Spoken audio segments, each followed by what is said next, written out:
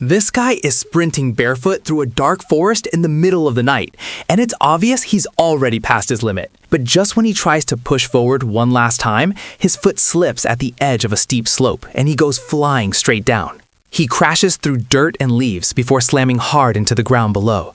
When he tries to stand back up, reality hits him fast. One of his legs won't move anymore.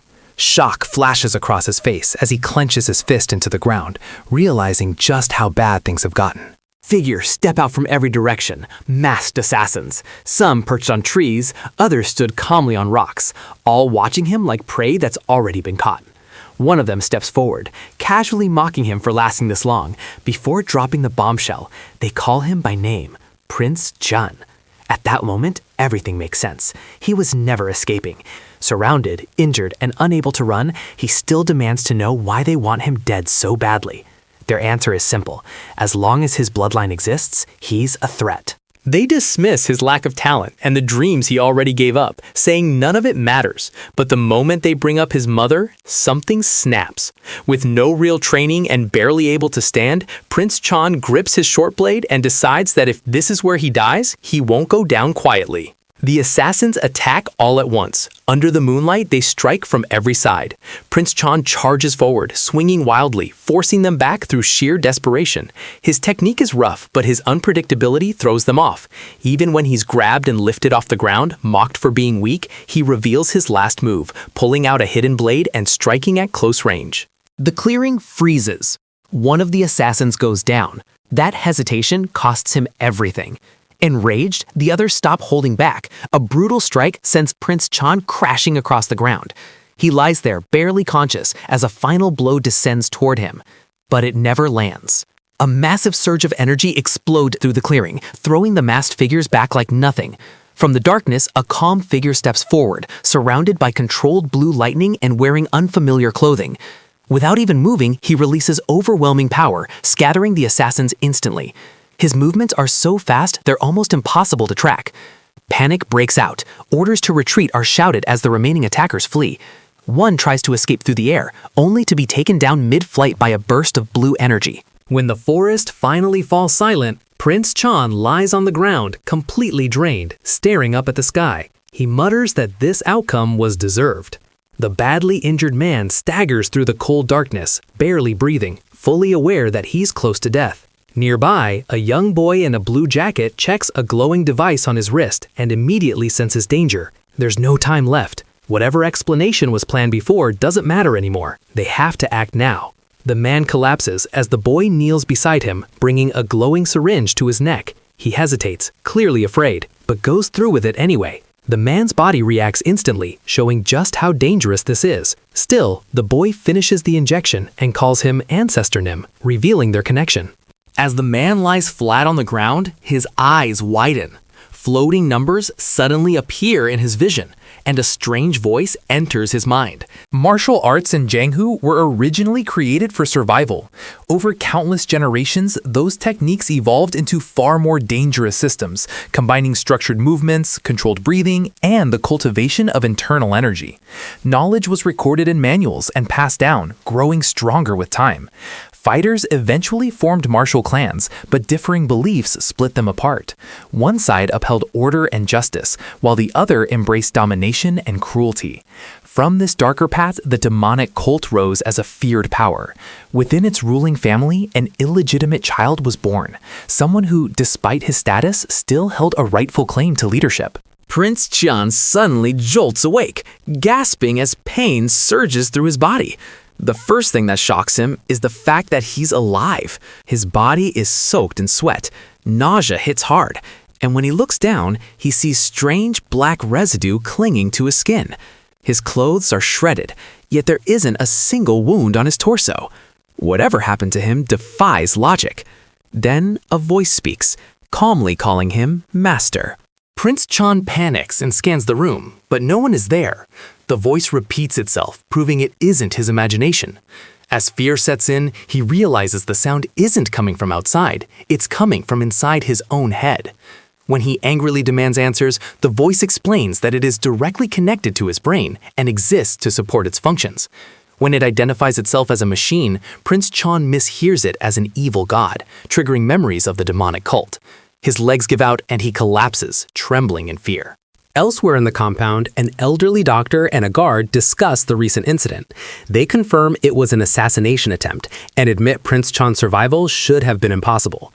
Recalling the battlefield, they remember bodies scattered across the forest and the dagger given to Prince Chon embedded in a fallen enemy. Despite his torn clothes, Prince Chon had no injuries and his breathing was calm, like someone in deep sleep. Unable to explain it, the doctor orders to be taken to Prince Chon immediately. Back in the room, Prince Cheong confronts the voice again, asking if a god saved him. The voice denies it and instead states that it will transmit basic information directly into his brain. Confused by being called master, Prince Cheon hesitates, but with no better option, he gives his consent. The moment he does, blue energy surges around his body. His eyes glow as strange symbols appear within them. Pain overwhelms him, forcing him forward as he vomits onto the floor. The voice calmly explains that this reaction is normal during the first transfer and reassures him it won't happen again.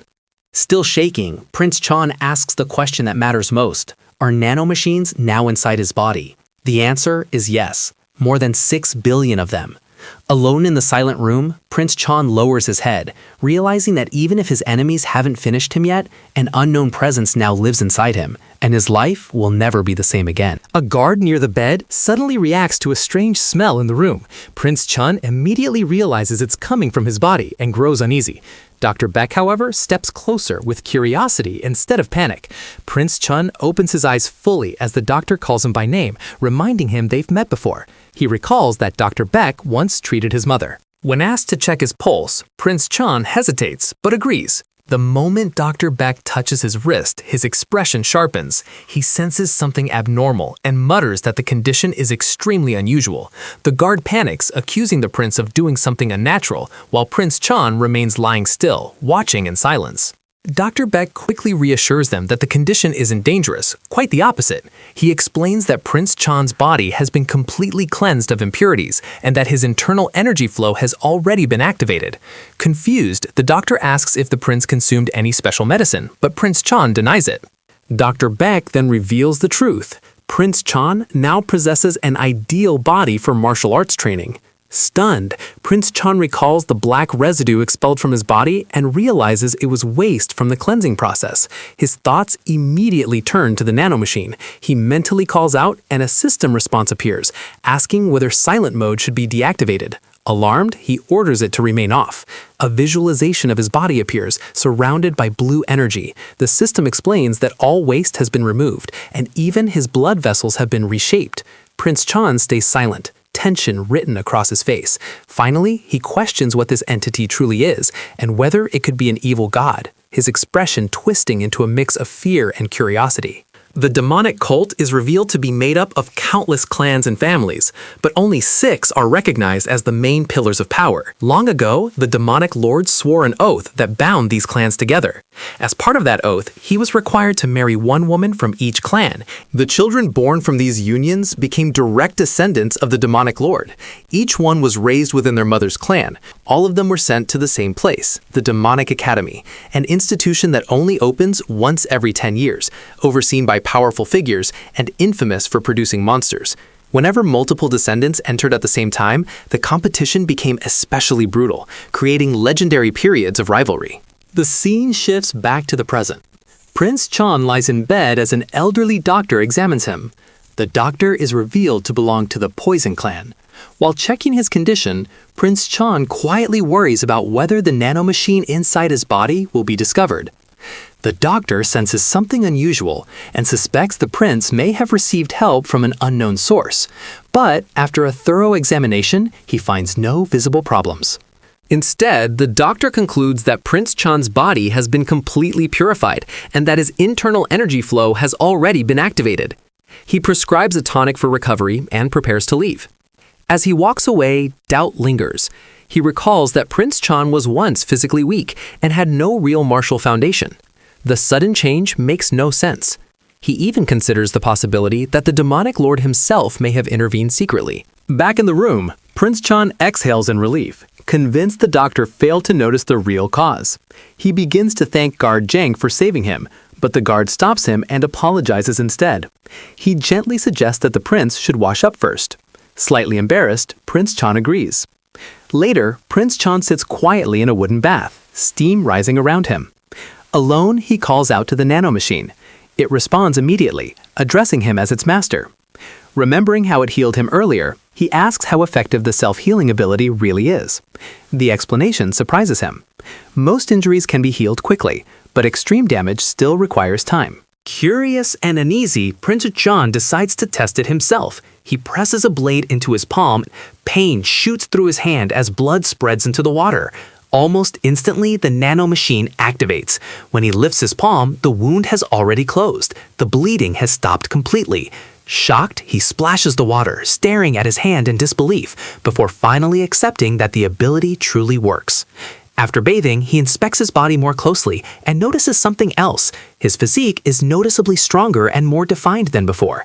Confused, he wonders if this transformation was also caused by the nanomachine.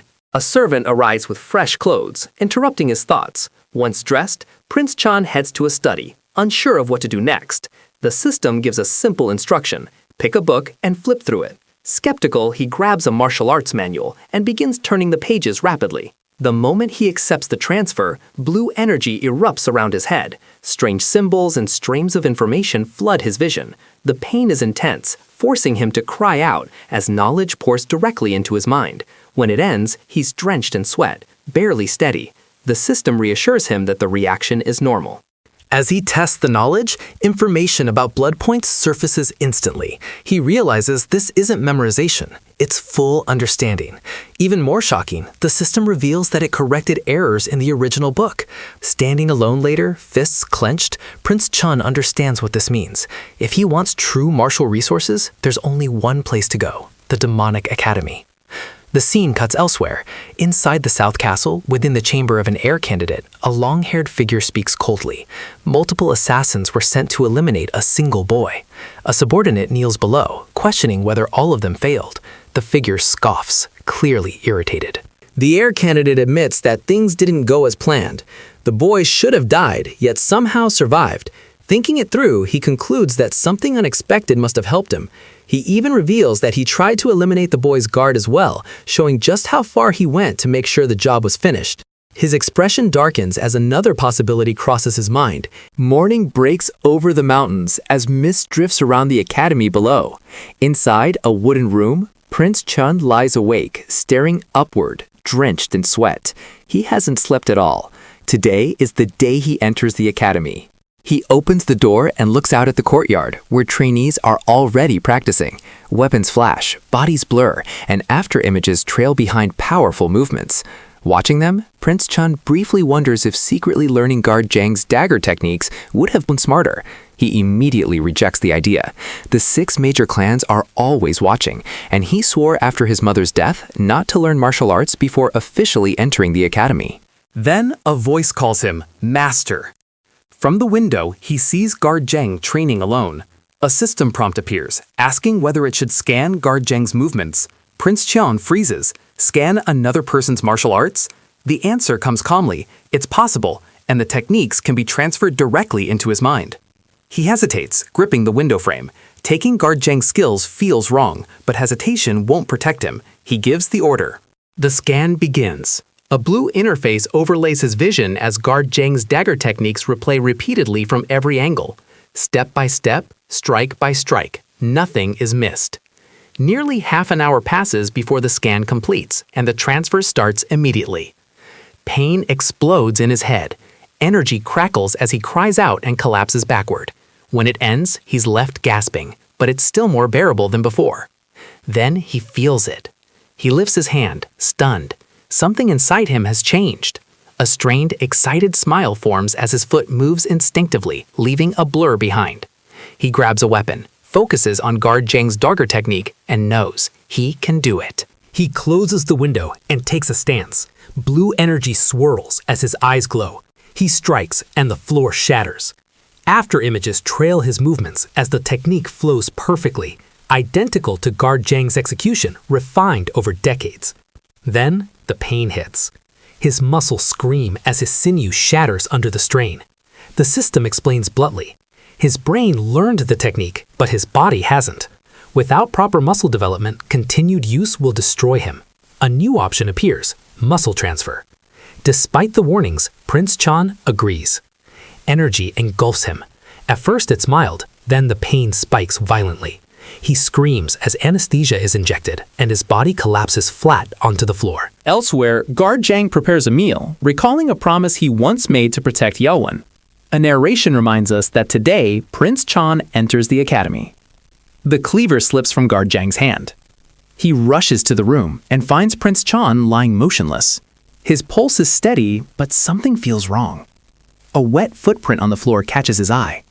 Deep, precise. Guard Jang kneels, staring at it in silence. Prince Chan watched him train for 2 full years. Understanding slowly settles as morning light reflects off the lone footprint on the wooden floor. Prince Chan jolts awake as the system announces that the muscle and fiber transfer has finished and the anesthesia is being lifted. His eyes snap open, sweat forming instantly as pain and sensation rush back into his body. He gasps for air and sits up unsteadily, panting as he recovers, silently swearing he will never go through that again. Looking around the room, Prince Chan wonders if Guard Jang came by while he was unconscious. His gaze drops to the dagger on the floor. He picks it up and stands by the window, testing his body. This time, when he moves, there's no backlash. The system explains that the muscle transfer has given him the physical foundation he was missing. He steadies his breathing and strikes. The dagger slices through the air with clean precision. Blue energy trails follow each movement as he flows through the technique effortlessly. These are the same moves as before, but now they're sharper, faster, and fully under his control. When he pushes into the second formation, his foot slams down and cracks the wooden floor. Prince Chan freezes. He hadn't even tried to use internal energy, yet deep footprints remain carved into the floor. Panic sets in. If Guard Jang sees this, there will be trouble. A voice announces that breakfast is ready. Prince Chan hurriedly hides his panic and puts on a cheerful expression as Guard Jang enters. He claims he's just very hungry today. Guard Jang watches him closely, confused by the sudden change. The meal laid out is entirely made of Prince Chan's favorites, and the realization that this may be the last breakfast Guard Jang prepares for him hits hard. As they eat, Guard Jang suddenly asks the question Prince Chan feared. Did he learn the dagger technique? Prince Chan denies it instinctively, but Guard Jang steps forward. The floor cracks beneath his feet, revealing the same deep footprints. Guard Jang already knows. He recognizes the movement as part of the second formation, and confirms that what he saw was clearer than ever. Prince Chan breaks down, admitting inwardly that he committed a serious wrongdoing. Instead of anger, Guard Jang calmly praises him. He explains that if not for the oath binding the 6 clans, he would have taught him long ago. He hands Prince Chan a document, an energy flow method for the dagger's Neigong, and tells him to learn properly at the academy, where far greater teachings await. Prince Chen finally cries, years of suppressed emotion pouring out. 5 years have passed since his mother's death. Years spent enduring quietly under Guard Jang's care. Guard Jang tells him that he cannot stay with him after today. The doors close behind him, marking their separation. Prince Chen wipes his tears and clenches his jaw. He resolves not to hesitate or fear anymore. The scene shifts to the demonic academy. Crowds gather as heirs from many clans line up. A powerful red-haired man forcefully enters, revealing himself as the Left Guardian, one of the strongest figures in the cult. He questions whether anyone present truly understands that this place could become their grave. One by one, the top heirs are introduced. Dark Clan's Chun Mu-yan, Sword Clan's Chun Kyung-woon, Spring Clan's Chun Mu-kum, Poison Clan's Chun Jong-sum, Blade Clan's Chun Yu-chun, Sound Clan's Chun Won-ru. As the Left Guardian observes them, his expression tightens. Someone is missing, and the tension around the academy quietly spikes. At the registration area, a young man notices something strange. Someone has no visible name tag. The clerk explains that the 7th prince's name tag has not yet appeared, and that he will have to wait. Sensing this is likely another maneuver tied to the 6 clans, the young man chooses not to argue. Starting trouble now would only put him at a disadvantage. Standing alone by the wall, he reflects that the clans have tried to eliminate him at every opportunity. If they noticed him here, they wouldn't hesitate to act again. The massive courtyard is packed with participants as groups begin moving forward in order. The young man remains at the very back, observing the crowd.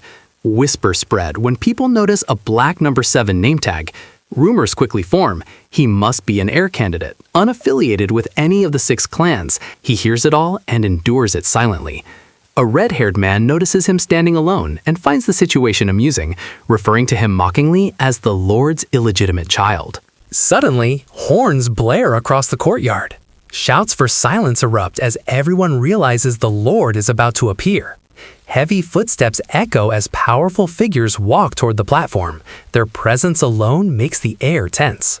An elderly bearded man steps forward, and beside him stands a masked guardian radiating authority. Together, they ascend toward the grand throne. As the figures line up, tension spikes when a red-haired authority mocks someone's shabby appearance, provoking open hostility. Before it escalates, the masked guardian releases overwhelming pressure and calmly orders silence. The entire courtyard freezes. A dignified man in ceremonial robes takes his seat on the throne. The moment he settles in, crushing pressure spreads across the crowd. Many disciples stiffen, barely able to move. From the back, the young man feels it clearly. The presence is overwhelming. He knows immediately the man on the throne is his father. The lead guardian kneels and reports that everything is ready. Dark energy rises around the Lord as he addresses the disciples, declaring that they are the future of the cult. Despite his calm tone, the pressure is immense.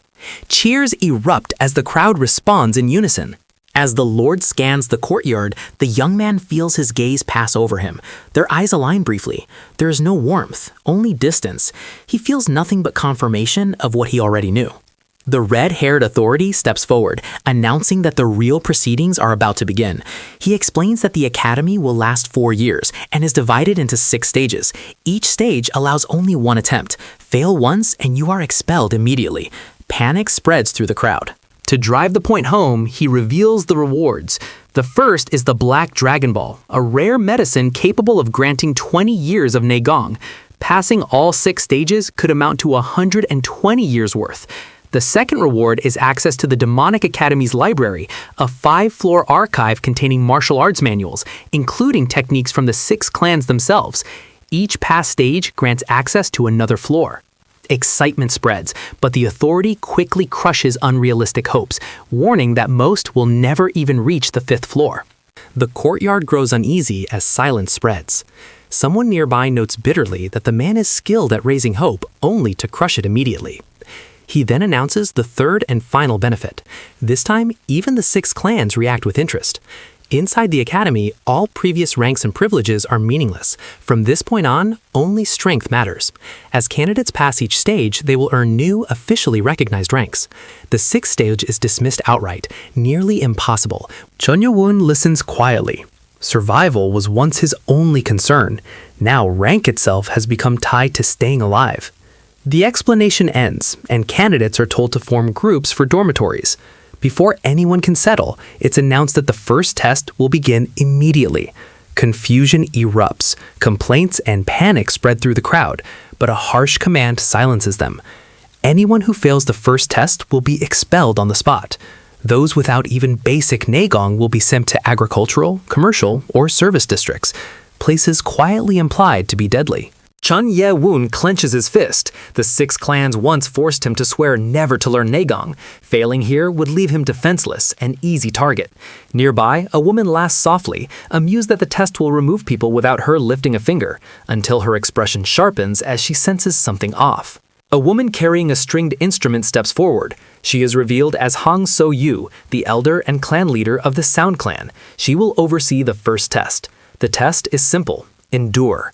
The red-haired authority explains that if she used her full musical energy, no one would survive. The output will be controlled. Barely. Chun Yo-woon notices people covering their ears. Before he can question it, Hang So-yu begins to play. Invisible waves of musical energy crash across the courtyard. Candidates are thrown back instantly. Some collapse, others clutch their chests or ears, coughing blood. Chun Yo-woon struggles to stand as the pressure slams into him. The authority observes calmly. Smaller clan candidates are already falling, while 6 clan heirs endure more easily thanks to years of accumulated Neigong. Someone remarks that Chun Yo-woon, who supposedly has no Neigong, should already be unconscious. Then, the Sound Clan leader senses something strange. Her fingers move faster without intent. The rhythm accelerates. The sound grows denser, more violent. More candidates collapse. Amid the chaos, Chan Yo-woon is still standing. Bodies litter the ground around him, yet he feels no internal damage. A system response activates, detecting dangerous sound frequencies and automatically deploying an emergency defense. His hearing is temporarily blocked, but the system's voice continues directly in his mind. High above, the red-haired lord watches with growing interest. The level of sound energy should be overwhelming anyone with less than 20 years of Neigong. His gaze sharpens as it settles on Chan Yo-woon. He recalls hearing that the boy has no Neigong and begins to doubt that information. As the sound continues to rage, candidates bleed from their ears, forcing their internal energy to circulate desperately. Chan Yo-woon stands upright among the fallen. Chan Yo-woon realizes that if this continues, no one will believe he lacks Neigong. He orders Nano to induce an internal injury. Nano confirms and executes controlled internal organ damage. Shock ripples through the courtyard as he drops to one knee. The pain is overwhelming. The Academy Lord rushes forward, realizing the test has gone too far. If Chan Yo-woon dies here, responsibility will fall on him. He grabs the boy, demanding to know if he's still conscious. Nano detects dangerous blood loss and activates self-healing to stabilize him. As the Lord lifts him, his eyes widen in disbelief. Chan Yo-woon has no Neigong at all, and yet he endured the test through sheer willpower. The Lord mutters that the boy is insane. Guards rush in, placing Chan Yo-woon on a stretcher as blood continues to spill from his lips. Nearby, candidates whisper in fear and disbelief. The truth spreads rapidly. Something about this boy is abnormal. As Chan Yo-woon is carried away, a drunken guardian watches from afar, amused. He laughs, openly declaring that he likes the boy. Enduring that trial with nothing but willpower is rare even among seasoned warriors. The aftermath of the first test still hangs over the demonic academy as debris settles around the main building.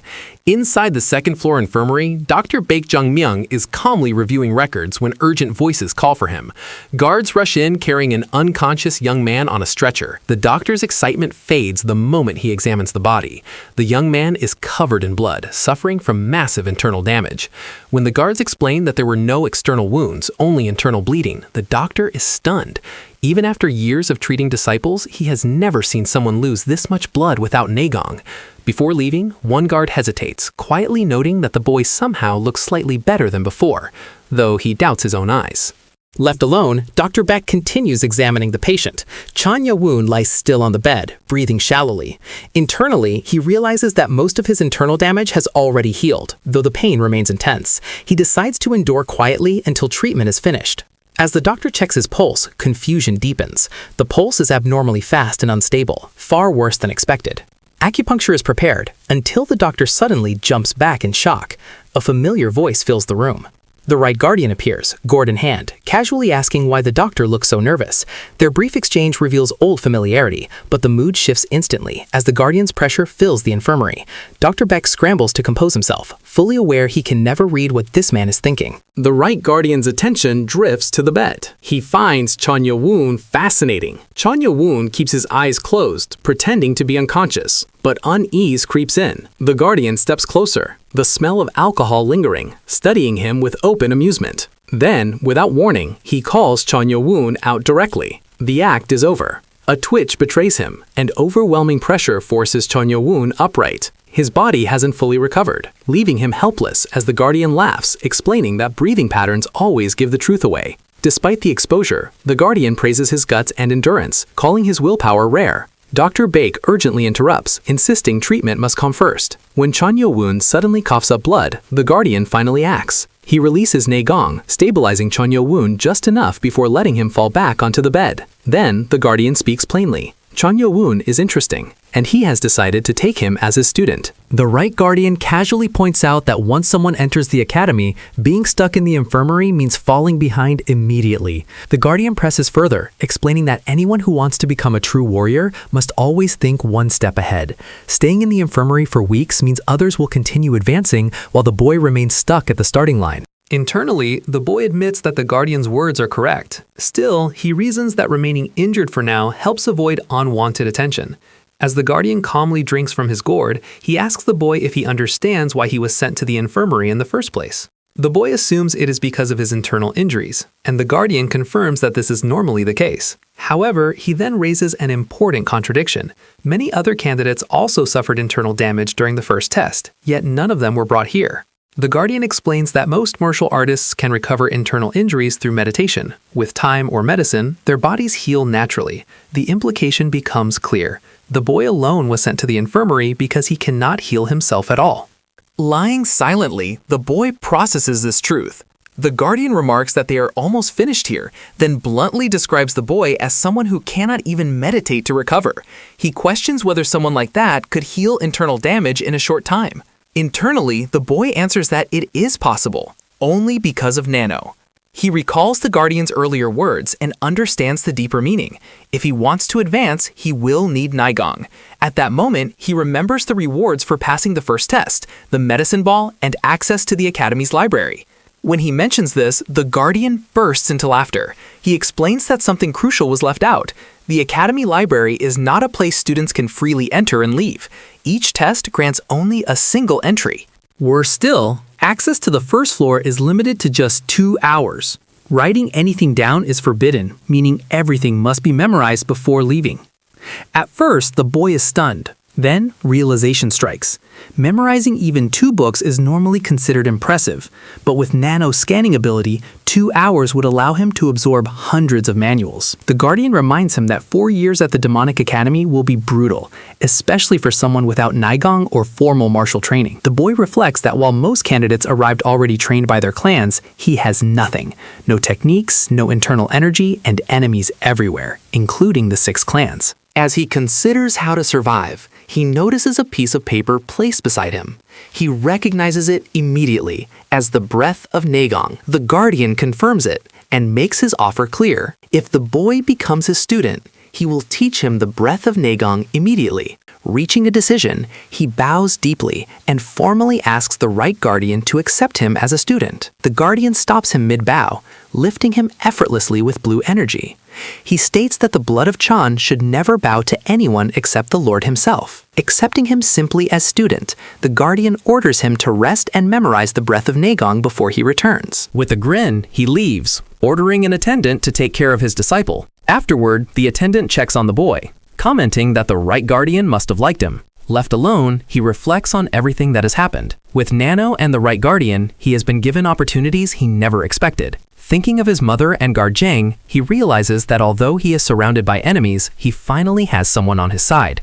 The scene then shifts to the Academy practice field, where the results of the first test are announced.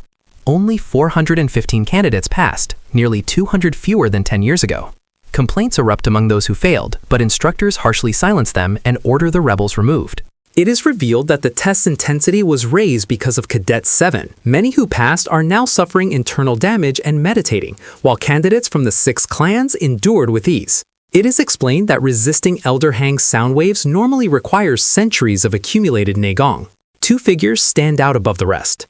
Dark Clan's Chen Wuyan and Blade Clan's Chen Yuchan endured the test without moving at all. As rumors spread that the coming battles will revolve around these clans, the Left Guardian watches with interest, convinced that the Academy has finally become truly entertaining.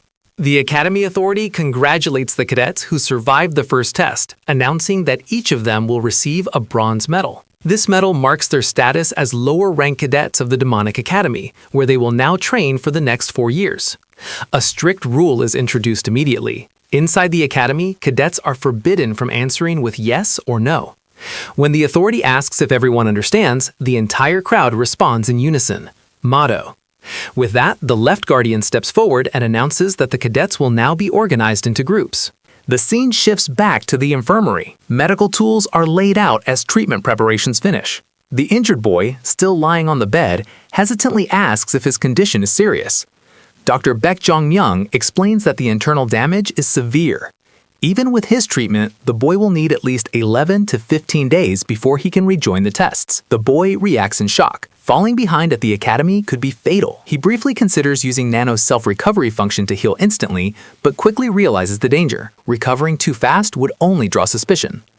Dr. Baek reassures him that under normal circumstances, recovery would take months. As a student of Baek Jong-woo, however, the treatment will be faster, though still far from instant. The boy listens quietly, weighed down by the delay. Dr. Beck adds that he will pretend not to notice the boy's connection to the right guardian. The boy thanks him and promises repayment in the future, though the doctor casually dismisses it. Without warning, Dr. Beck announces that acupuncture will begin and tells the boy to remove his clothes. When the boy lies shirtless, the doctor freezes. Despite having no martial arts background, the boy's physique is far more developed than expected. Dr. Beck concludes the body was shaped through external training rather than Neigong. As the first needle is positioned near the boy's chest, Nano immediately activates self-defense mode. The boy panics and urgently orders Nano to stop, explaining that this is medical treatment. Nano deactivates instantly. The system clarifies that unless informed beforehand, it will treat all bodily harm as an attack. The boy accepts this condition, instructing Nano not to interfere with accepted treatment. As the acupuncture continues, the boy notices the pain easing. Nano overlays detailed information about meridians and regeneration points, making the process easier to understand. Dr. Bake instructs him to rest. Although he agrees, the boy remains awake as Nano continues explaining internal processes. Suddenly, an idea forms. He asks whether Nano can heal his injuries while still making them appear severe. Nano confirms it can alter pulse readings to simulate organ damage after healing. The boy decides to proceed. He orders Nano to heal him completely while maintaining the illusion of injury until Dr. Bake finishes his checks. Nano acknowledges and activates self-recovery mode. The scene shifts back outside the academy. Cadets are ordered into formation and respond sharply with motto. The left guardian announces the next phase. Until the third test, all cadets will advance together. The second test requires mastery of basic tactics and strategies, and the preparation period is shockingly short, only 20 days. The crowd erupts in disbelief. The left guardian explains the reason. There are 20 groups, but only 10 will advance. Half of the cadets will be eliminated.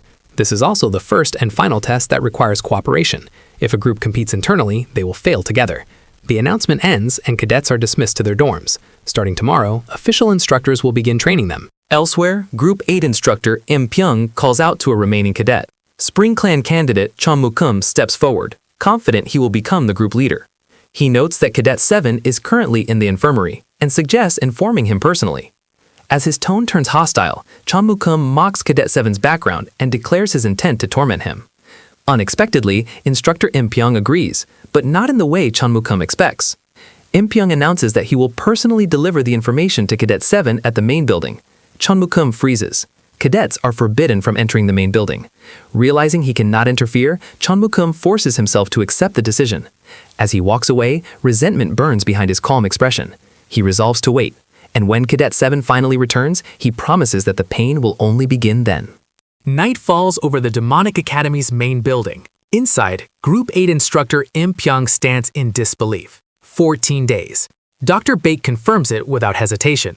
Cadet 7's internal injuries are severe. Without Neigong, there's no way to speed up recovery. If he had internal energy, things would be different, but he doesn't. Im Pyung calculates the timeline quickly. The second test is only 3 weeks away. If Cadet 7 remains hospitalized for 2 weeks, he'll fall dangerously behind. Worse, it could drag the entire group down. He asks if there's any solution. Dr. Bake shakes his head. Without Neigong, recovery will take time. Reluctantly, Im Pyung decides not to wake the boy and leaves, clicking his tug.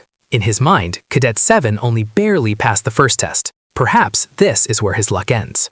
But that very night, rapid footsteps cut through the silence. A figure burst into the infirmary.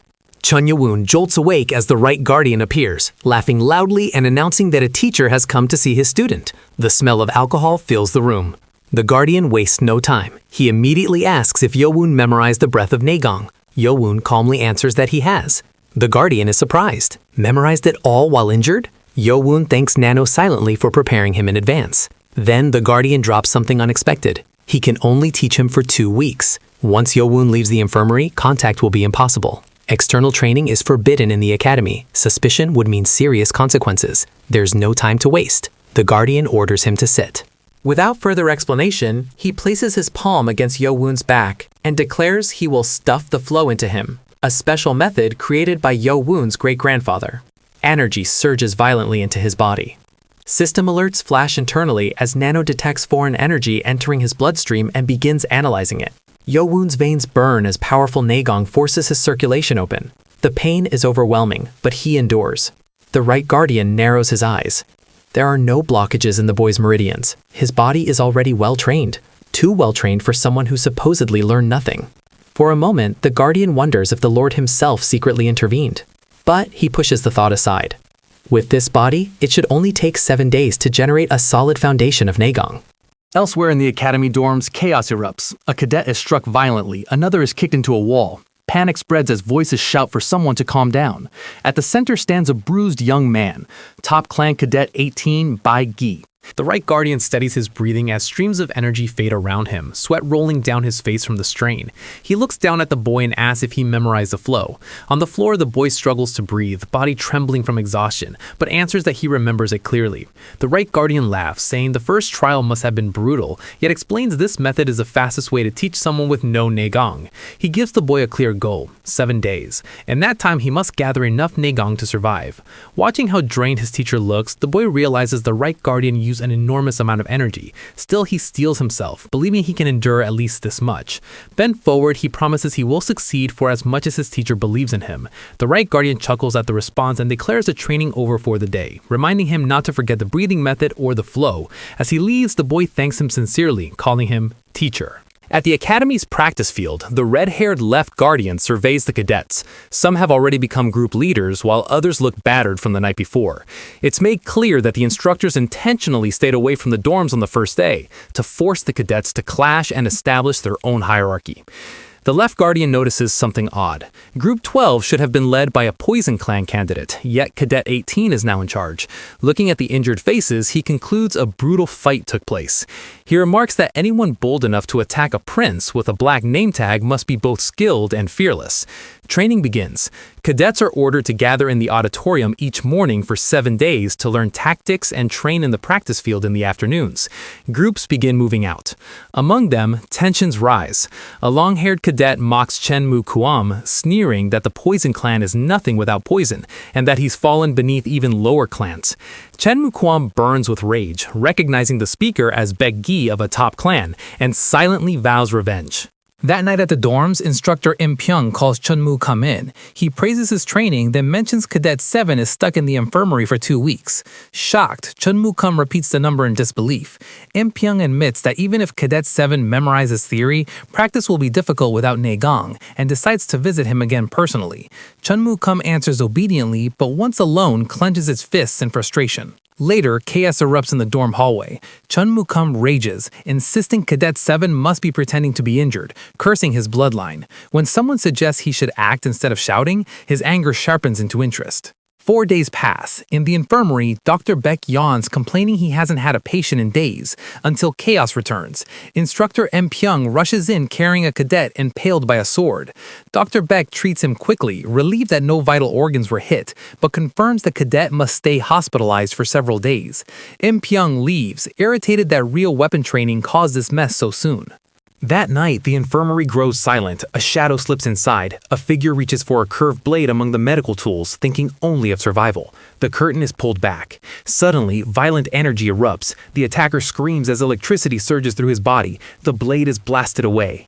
Chan Yo-woon opens his eyes calmly. Seated on the floor, he looks down at the collapsed figure and mutters that this outcome was exactly what he expected. Under the pale moonlight, pain echoes through the academy building as someone groans inside the infirmary. A bruised, bald man suddenly wakes up in panic, gasping for air. As he tries to move, terror floods his face when he realizes his body is tightly bound with rope. Before he can shout, Tion Yo-woon calmly steps out from behind the curtain and admits he tied him up. He casually calls the man Baldy, instantly triggering rage and confusion. The man demands to know how this happened, struggling to remember when he even passed out. What unsettles him most is that Tion Yo-woon was supposed to be critically injured, yet now he looks perfectly fine. The man's panic spirals when he grabs a mirror and realizes his hair is completely gone. He screams and thrashes in disbelief, obsessing over his bald head. Annoyed by the noise, Tion Yo-woon knocks him out again without hesitation. When the man wakes once more, his mouth is gagged. Cheon Yo-woon sits calmly in front of him, asking if he has finally calmed down. As the man struggles helplessly, Cheon Yo-woon brings a blade close to his face and asks how he thinks Cheon Yo-woon managed to survive so many assassination attempts. The threat is quiet, controlled, and terrifying. The gag is removed, and Cheon Yo-woon demands to know who sent him. The man pretends ignorance, warning that harming someone in the infirmary would bring serious consequences. Cheon Yo-woon sees through the act and calmly decides to change methods. He gags the man again and begins searching the room, noting that unlike his old life, this place has many useful tools. When he picks up a case of acupuncture needles, the man's fear explodes. Cheon Yo-woon forces his clenched hand open and asks if he's scared. Holding up a single needle, he warns that it will hurt a little. Moments later, muffled screams echo through the building as the torture continues. The man faints again from the pain. When he regains consciousness, trembling and drenched in sweat, Chen Yo-woon casually asks if it hurts and wonders aloud whether they should move on to the other hand. Completely broken, the man finally gives in. Chen Yo-woon calmly names the mastermind, Chen Mu-gum. The man freezes, shocked that Chen Yo-woon already knew. Chen Yo-woon explains that thanks to Mu-gum's actions, their instructor visits him daily, allowing him to learn exactly who belongs to which group. He only wanted confirmation. The man is revealed to be Cadet 23, Hail Bong. As he cries in terror, he realizes the truth. Chen Yo-woon has been hiding monstrous strength all along. Chen Yo-woon says he's satisfied with the information and prepares to end things for the night. Desperate, Hail Bong begs him not to tell anyone. Chen Yo-woon raises a finger, signaling him to stop. In a single precise strike, Chen Yo-woon disables him using a blood point technique. Hail Bong's mind collapses as he realizes someone with no Neigong just used an advanced martial method. Standing over him in silence, Chen Yo-woon leaves no doubt behind. The truth is clear. He has been fooling everyone. Under the moonlit sky of the demonic academy, the Right Guardian races across the rooftop, smiling to himself. He never expected Cheon Yo-woon to grow this fast. The scene shifts to the day before. Inside the infirmary, Cheon Yo-woon sits in meditation as dense energy flows around him. Watching from behind, the Right Guardian is stunned. In just 5 days, Yo-woon has successfully formed Neigong, something that should have taken weeks. His original plan instantly becomes meaningless. Back in the present, the Right Guardian arrives and orders Cheon Yo-woon to bring out the item hidden under the bed. Inside the box lies the Black Dragon Ball, a medicinal pellet that grants up to 20 years worth of Neigong if absorbed properly. Both recoil at its foul smell, but the Right Guardian believes it will give Yo-woon enough strength to survive on his own. Suddenly, sensing something wrong, the Right Guardian turns and pulls back the curtain, revealing the bald cadet still bound on the floor. Yo-woon explains that the attacker attacked them after Dr. Beck left, likely injuring himself during sword training to get close. The Right Guardian is enraged that someone would attempt murder inside the infirmary. Yo-woon calmly reasons that the attacker either had no fear or was ordered. The Right Guardian quickly concludes it was someone from the loyal clan and notes how disturbing it is that Yo-woon treats this as normal. After striking the bald cadet, the Right Guardian explains that Yo-woon's blood point technique was incomplete due to low Neigong. Properly disabling someone would require at least 10 years worth of internal energy. Yo-woon silently takes the lesson to heart. Then it begins. Cheon Yo-woon chews and swallows the Black Dragon Ball, nearly vomiting from the bitterness. He immediately starts circulating his breathing technique as the Right Guardian supports him from behind. Inside Yo-woon's body, the medicine reacts violently with his Neigong, triggering Nano's assistance to accelerate absorption. The Right Guardian watches in disbelief as Yo-woon absorbs nearly all of the medicine. By dawn, the process ends. The result is shocking, roughly 30 years worth of Neigong. Even the Right Guardian admits most students wouldn't absorb half. Yo-woon thanks his teacher, then silently credits Nano. As the Right Guardian prepares to leave, Yo-woon asks him to teach the Guardians blade skill formation starting the next day. The Right Guardian grins and agrees, warning that time is short. Morning arrives at the academy grounds. Chon Mu-kum laughs confidently, convinced Cheon Yo-woon is lying helpless with broken limbs, crawling in pain. Completely unaware, the prince smiles, while Cheon Yo-woon steps into a level of power no one sees coming. Dr. Beck bursts into laughter the moment he sees the bald cadet, openly mocking him for somehow losing all his hair overnight. The poor guy sits on the floor, gagged and humiliated, unable to even shout back because the crazy one who did this is right there watching him. Beck tries to calm down and awkwardly covers him with a cloth, pretending to restore some dignity, but the damage is already done. When he turns, he notices Chen Yo-woon lying awake, quietly observing everything. Something clearly happened overnight, but Beck reminds himself that as a doctor of Mado House, his job is treatment, not interrogation. 2 days later, at Group 8's quarters, Chen Mu-kem grows irritated. He questions why his target hasn't been expelled yet. He remembers planning to cut the boy's tendons, but hesitating when the injuries became excessive. A subordinate reports that Dr. Beck stayed by Chan Yo-woon's side all night. The prince reacts angrily, accusing him of making excuses, but the subordinate insists he followed orders and that the doctor somehow sensed the movement. Frustrated, the prince lashes out violently, beating the subordinate for failing such a simple task. Another attendant steps in and reveals something critical. The clinic doctor is Baek Jung-myung, disciple of Baek Jung-woo. That name changes everything. Baek Jung-woo was once tied to the Poison Clan, but rose to become the Lord's personal doctor and ranked within the top 30 of the demonic cult.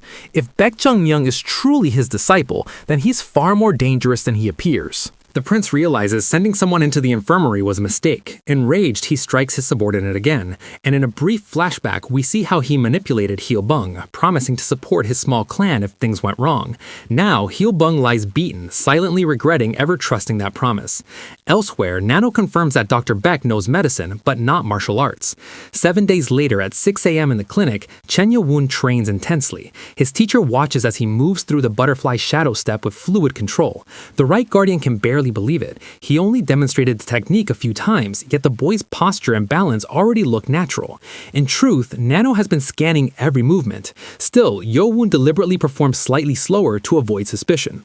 The right guardian explains that the grafting technique consists of 24 movements forming 8 possible formations. He admits 1 week is far too short to teach everything properly, but the boy memorized the foundations flawlessly. Satisfied, the teacher hands over a booklet containing the butterfly dance formation and the Neigong operation method. Today is their last day for now. The rest will depend on Yo-woon. Then the right guardian reveals his weapon, the wild dance blade. It's surprisingly light, forged from cold iron, sharp and durable despite weighing only about 1.5 gun. The teacher demonstrates the butterfly technique in full motion, telling his student to watch carefully.